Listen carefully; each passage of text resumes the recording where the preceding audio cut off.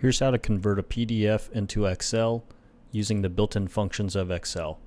So we have a PDF here of an invoice with all our numbers and client names and then descriptions. What we want to do is import this data into Excel without copying and pasting. So go ahead and open up your Excel, and then once you're in here, go to the Data tab and then click Get From Data, and then you want to do File from PDF. From your PDF, go ahead and figure out where your invoice is and then double click it. Wait a few seconds and this Navigator tab will pop up and figure out where your data is located.